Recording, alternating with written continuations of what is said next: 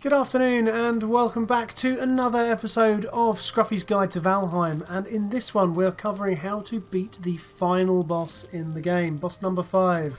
Anyway, without further ado, let's talk about what you should be wearing and how you should be equipped. You're going to want to be fully rested for the fight, obviously. Let's just see what I'm wearing. I have got my padded helmet, padded cuirass and padded greaves. Those are the top level stuff that I've been able to find so far.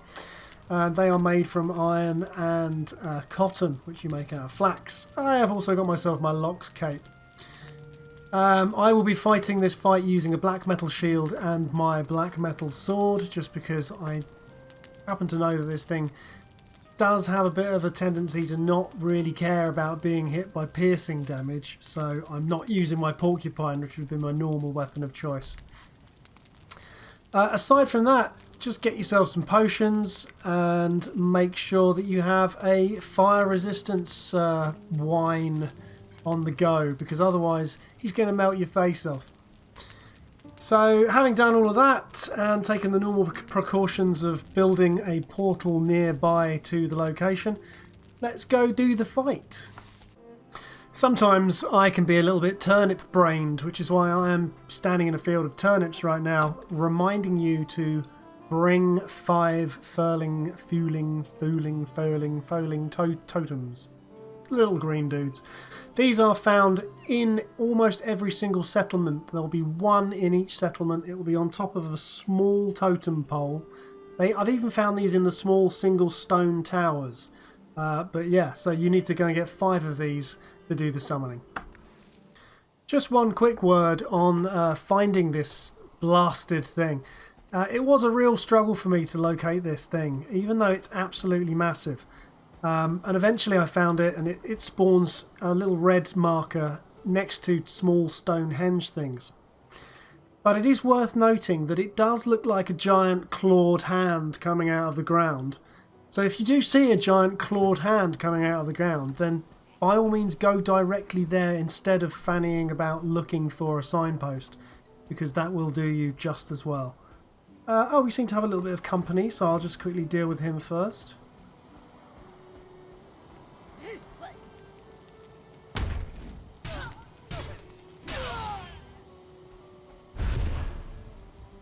Right, so we need to put our little statues in a slot so we can put them in these little holes.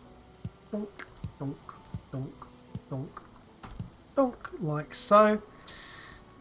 And then effectively it's very much like some of the other bosses. We're going to summon this thing.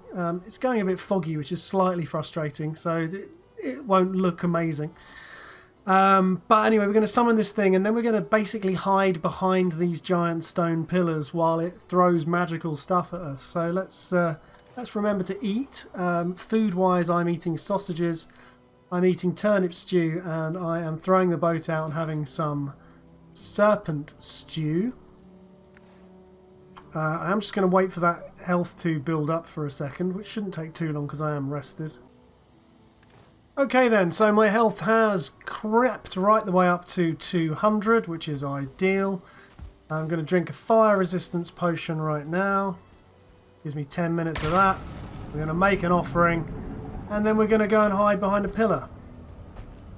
Where's it appearing? Over there. Okay. Yugluth, something along those lines. Crawling out of the ground like some sort of terrifying demon thing. Let's do this. Right, well, this fight to begin with, when you first begin it, is a little bit of a caper, to be perfectly honest. He's got 3 attacks. He's got the mouth beam, which he will sort of track you around with, trying to shoot you. That's a nightmare. When he sticks up that hand, when you're looking at it, the right hand, he's going to fire a bunch of meteors at you. They fall out of the sky, doing an area effect piece of damage, which catches you on fire. When he puts up his other hand, as you're looking at him, his left-facing hand, that's when he smashes the ground and does a kind of a blue, explodey area of effect damage. So, effectively, it's a question of just keep wandering him around a post, then trying to time it so that you can get in, deliver a couple of blows with your sword, and then get out without being set on fire too badly. It's going to take a bit of time, but that is effectively all there is to it. Okay, so what happened there is I died, and that was a pain in the arse, but I'm alive again now, and I've got all my food back, and I've got a rested bonus back going on. So I'm in a much better state than I was previously to actually now carry on and do this fight. And as ever with these games, what killed me was not the boss, it was a bunch of ads who just randomly turned up and started killing me. So here we go, back to focusing on what we should be doing. We've got the 3 attacks, we know what they are, we know how they work, we know how to avoid them, we know how to go and get our hits in when we can. So it's all fine, it's going to be great, it's just going to take a bit of time.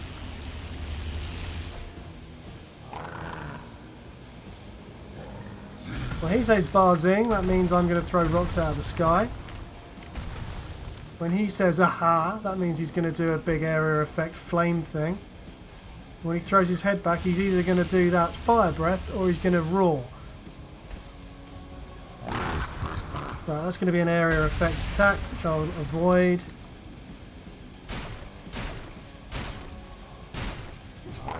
And that's going to be rocks from the sky, which I will run and hide behind a pillar for.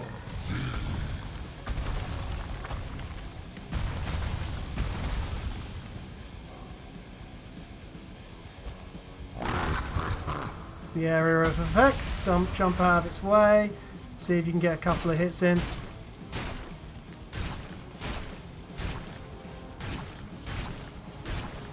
And then run and hide behind a pillar while he throws the meteorites. Get some stamina back and repeat. That was a good little round. Basically, you can kind of soak up a bit of fire from that area effect damage. As long as you're not in the area effect when it goes off, that can be a bit of a pain. You can run in it afterwards and just soak it.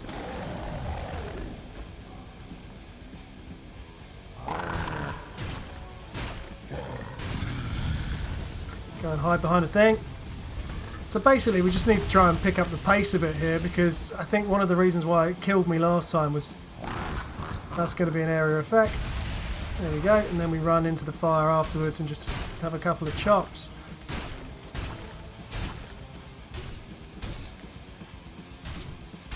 I seem to have started hitting the ground there. Waste of time. Oh, run around the corner. Get some stamina back while we wait and stand on fire and stuff. Alright. Where'd he go?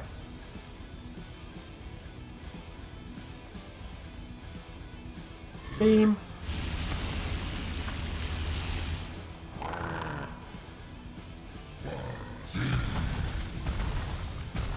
As soon as this is over, we're going to go and give him a bit of a chop.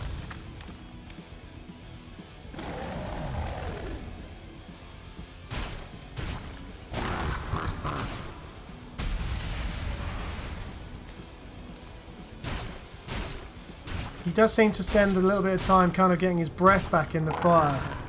So that's when you give him the chops.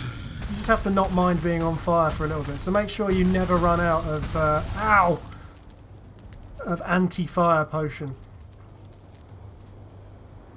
Right, let's just get the stamina back up, wait for a sec, and then we'll run around and do him a bit more choppage. Run away and hide!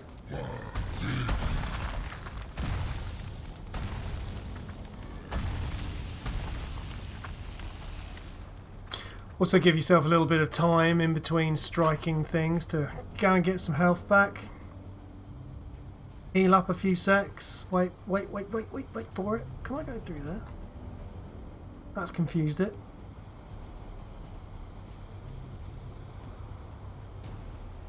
It's just this big gaping mouth.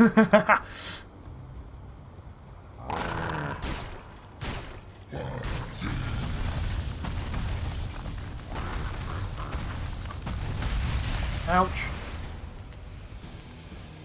Oh, seem to be standing in fire. Never a good idea. He must have done the other punch thing as well while I wasn't looking. Right, let's carry on punching away at this guy's face. That's a waste.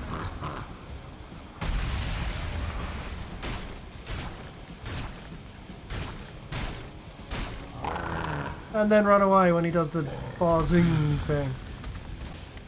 Right, let's go!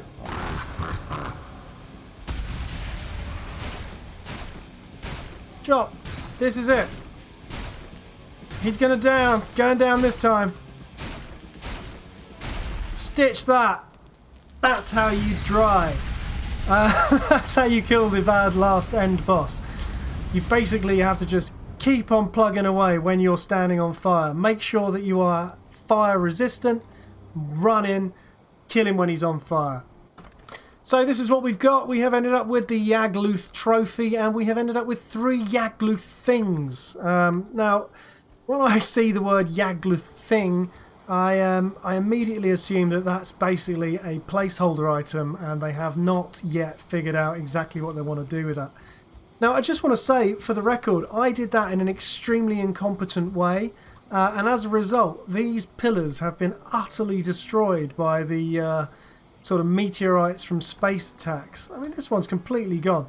So that in itself was a kind of a testament to how much destructive force this boss has. But once you get the hang of it, it's not actually that difficult. So I'm just going to recap while I run home. You want to basically, he's got 3 attacks. He's got a fire beam that comes out of his mouth like Godzilla. He's got the pull meteorites down from space, which is a bit of a nightmare. And he has got an attack where he basically just sets fire to a large area effect and deals about 30 points of damage to you as an individual. So it took me a while to get the hang of it because they all look terrifying. And that's kind of the thing with boss fights. They always look terrifying. Once you get the hang of it, though, it made perfect sense. It was a question of when he fires meteorites, hide behind a pillar. When he shoots laser out of his mouth, just run either direction sideways and you'll be fine. And then when he does the fire thing, just rely on the fact that you can tank this damage with your fire resistance potion. And you've got 200 health or 180 health or something along those lines. So you can survive it. It's not a problem and you will be fine. But once you realise that, it just becomes more of a question of getting used to standing there in the flames and doing the attacks, dealing the damage to his chin. And once that happened, once I figured that out, it wasn't actually too much trouble. The trouble was learning how it all worked, as always. So here we are, the main event finished. We've done it, guys. We have done it. The game's done. 1, 2, 3, 4, 5. Until there are further bosses to fight, there is not a lot more for me to cover. And that's groovy. I'm happy about that. Well, that's it from this guide to how to play Valheim successfully as a solo individual. I hope you found it useful. I hope you found it helpful. As always, please press the like button, leave me a comment if you want me to cover something else, or tell me if you think I could do something a bit better, because maybe I can re-record it, who knows. In the meantime, I am off to go and enjoy other adventures in other universes, and you will be able to see some of those on the YouTube channel in the near future. Take care of yourselves. Till later. Bye bye.